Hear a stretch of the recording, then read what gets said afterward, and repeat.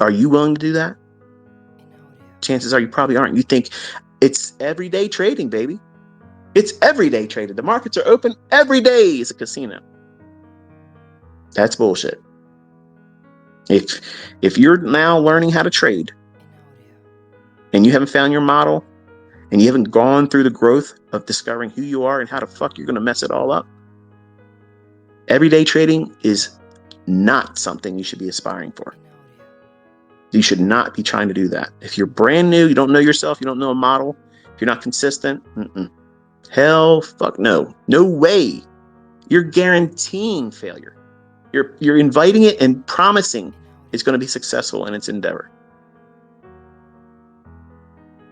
Trade less.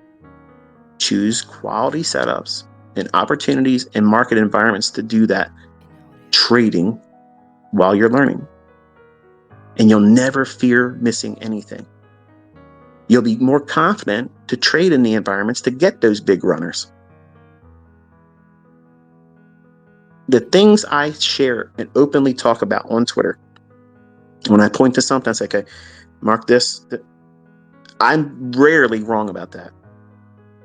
When I share them, it's because everything that I would trust in myself as who I am and what I codified and created and all this bullshit, I will feel confident that I know if there's ever a time where I know that there's an opportunity that people are going to take the information and put real money behind it, which is not what I'm inviting you to do.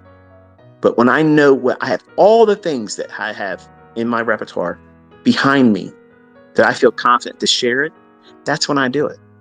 Because I know it will be abused. You'll over leverage your shit. And if it's over leveraged and I'm not 100% confident, and you're going to tweet to me and say, oh, I fucking did my own ass in, it didn't work out, and I'm an asshole, you're going to tell me I'm an asshole in your sock puppet account, that's going to grieve me. And even if no one said they lost money and it didn't pan out, it would still grieve me. Because I know some of you are sitting in quiet silence, regretting following something I may have inspired. So that's why I don't do it as frequently as you probably would want me to do. But I toss my hat in the ring once in a while just to remind you who I am and keep you encouraged. So hopefully, this has been somewhat helpful to you. It probably hasn't scratched the itch for some of you. And for some of you probably feel like I wasted your time. And that's fine. Nobody paid anything to come here. And I'm not holding any hostages. So take what it is I gave tonight as heartfelt encouragement, obviously. Advice that I think is beneficial because I went through this stuff. Like I went through it. And I had to go through it with a lot of failures. I lost a lot of money in real accounts trying to do it other ways, listening to shit that didn't make sense, it didn't work. And I stripped it down to, I have to treat it like any other process. Slow and methodical. Slow and methodical wins every fucking time, just like a partial pays every time. A partial profit never fails to pay you. A sound approach, it will always yield experience, and that experience will always be profitable, even if you have an adverse result on a short-term measurable basis. That same adverse reaction or result that you tried to do and expected some positive response or outcome, you can use that as a measuring stick, because the next time you do it, it probably won't be that bad. It'll be a little bit better, if not at all. So you have to have some expectation going into this industry and trading that you're going to have failures, you're going to have setbacks, you're going to have a prolonged, much more prolonged learning curve that you never expected. Because listening to a mentor, whether it be me or someone else, does not guarantee your success. It does not guarantee it. Nobody can guarantee that. No one can guarantee you're going to get these big runners. But there is a proper way of doing it, and I covered it tonight. There's no sugarcoating it. There's no faster way around it. It's just you have to go through it. Because every single one of you listening, just like me, I have a lot of mental baggage. I have mental illness that I have to wrestle with every single day, and it's not easy. And maybe you don't have that in your existence in this world. I do. But you have probably something else. Maybe you have a spouse that is just a nagging, non-supportive person. And every time you're looking at these charts, they're going to be over your shoulder. What the fuck are you doing that for? Why are you wasting time? You're wasting your time with this. You've been doing this shit for 3 months. You ain't making any money yet. I'm not saying to be a terrible member of that relationship, but I would suggest if it's like that for you, find a way to do it away from them. And I'm not saying divorce. I'm just saying find your way of doing it where they're not able to put that energy over top of you. Because it will steal your joy. It will replace your passion. And it'll rob you of the opportunity to be able to show them politely that they were fucking wrong. They were fucking wrong. Remember, this is your pursuit. And if you're married, you got to give them the fruits to believe in it. But don't let them choke your fucking roots before you start growing that fruit. Don't give any opportunity for the Satan, the enemy, the fucking thing that comes in, it creeps in and it spoils the vine. Don't give any opportunity for that. You have to guard your mind, guard your time, keep the bullshit out of it. It may be toxic people. It may be members in your friendship circle, co-workers, your very spouse. Don't let them do it. It doesn't mean you mistreat them or be ignorant to them. Just don't make it available for them to be able to critique it. Put the work in, and when you get there, then you can decide how you reveal it to them. And you'll have fun doing it. Just don't be an arrogant prick about it. Because I did that and it doesn't work well. You don't get friends and you don't really influence people in the right way. And people will care about your opinion, even for things that you don't even know anything about. But it's really fake friendship. It's fake. It's fake adoration because they just want to be able to get something from you, or you do something for them. And when you don't do it, or they feel like they've hit a wall in your relationship with you, they won't be interested in you. And then you'll be the dick, you'll be the arrogant asshole, and blah, blah, blah. And that's exactly what happened with me. A lot of money, a lot of success, and a lot of be able to do this and be able to do that. It's not the same as being someone that is more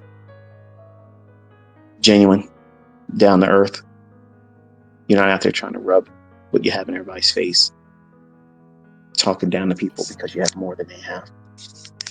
And that's all the wrong reasons to be doing this. And some of you young guys, you already know that's what you want to do.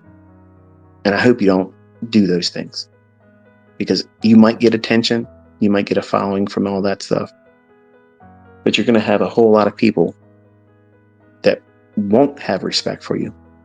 They won't have any kind of consideration for what it is that you're doing, because they're going to see it for what it is. It's going to be just clout. And you might be successful. You might be able to make a lot of money, but people don't really give a fuck because they can't spend your money. They can't drive your cars. They can't sleep in your houses. They can't swim in your heated pools. They can't go into your vacation homes. So none of that really matters. And if you're inspired by all that stuff, once you get it, and listen to me, once you have all that stuff, it's like I had much higher expectations before I actually got it. Like I thought I would have this feeling, I would have that experience. It's not like you think it is. It's nice to have it, but once the novelty wears off and everybody that you know sees you have it, that's it. They're not calling you up. Hey, do you still have that sports car in the garages? Do you still go to that place that you have over here? Do you still have this over here? Do you do that? Nobody gives a fuck. But right now, when you don't have it, you think that's what it's like for everybody that has it. It's not. It's not like that. It's just stuff. You need to enjoy being successful for the reasons of being successful and free. Doing it so that way you don't have to work with fucking Carl again. You can leave. You can tell your boss you're fucking fired. Be unemployable. That's the reason why you do this. No other reason. Not for clout, not for people to suck your ass off in public. It's simply to be free of all the bullshit. You want fuck you money. And if you think that's crude, I'm talking in too much blue collar. This is what you get sometimes with me when I'm live. There's no filter. It's not pre-recorded where it's edited out. You shouldn't have your kids listening to me when I'm here anyway. I'm talking to adults. I'm talking where the rubber meets the road. This is the kind of stuff that you would have someone tell you that has gone through it. I've had the good and I've had the bad. And what some of you young guys think that you want, I've wanted that stuff too. And once you obtain it, it's not as important. And the things about being present in the moment, around your loved ones, around when you're around your friends, think about how many times you're posing. You're trying to be more than you really are. I did that shit all the time as a 20-year-old. All the time. $3,000, $2,000 in my pocket, all the time, knotted up. Any opportunity to pull that fucker out, going in 7-Eleven, grabbing something to drink, the whole fucking wad had to come out. Because I wanted somebody to say, damn. That reminded me, yeah, I've arrived. You know how fucking stupid that was? I would never do that today. I have a fucking bat upside my fucking head, be laid the fuck out and rolled right there where I stood. Somebody else would be like, damn, he was stupid as fuck carrying that knot around. It's mine now. But that's the dumb shit people do when you're young. You do dumb shit. And racing to get to these big runners before you're properly equipped mentally and the model and the experience to be able to do that consistently. You don't want to just do it one time and say, yeah, I did it. You want to be able to do it consistently, a couple times a month. That has to take time. And time is what many of you don't want to spend. You'll be in a hurry to get there and blow accounts. Man, I got no time to be learning this shit. You talk too much ICT. Let me get out here and put my money in this account. Let me go buy some accounts and challenges and fucking shit yourself trying it. And say, oh, well, I blew that again. Let me go out and try to make some more money next 2 weeks and buy some more challenges. Which one makes more sense? Because that doesn't sound like it fucking makes sense to me.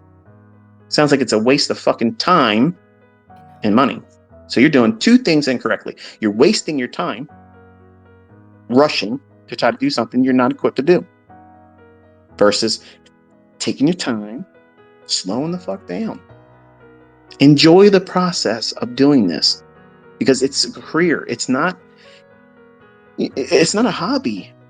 And some of you guys think it's like a scratch off. Like you fucking get into a funded account and like, yeah, I'm going to get in here and make 5 figures. Like what happens if you do get lucky and you do it one time? And it was just happenstance that got you there. You're going to know damn well, which if you listen to these people that are honest, that are funded account representatives, they'll come out and tell you, they know the people that are going to be getting payouts consistently and the ones that just got lucky. They know. Are you going to be the person that got a payout the first time and know in your heart that it's probably not going to happen again? I don't want to hear that. I don't want to see that in any of you. I want to see you know beyond the shadow of doubt that you're going to be able to take money from these funded accounts and then fund yourself. Oops. Yeah. Don't have all your expected future revenue in a company like these. They may be obtainable right now, but nothing's guaranteed. Nothing's guaranteed. But if you take the money you earn from that and put it into something that makes you money, something residual income, I'm not suggesting what that might be because there's lots of things that you can do, but at the very minimum, you should have at least a real funded account in your name at a real broker, like a real broker, where you can take out all of the fucking money. You can take out 50% and more, and they're not going to say no. They don't have any restrictions. You make $1,000, $10,000 in that one day. Is not as long as you got time to do a domestic wire where you're at. They can send that shit out to you that day. Not you got to be profitable 5 more business days.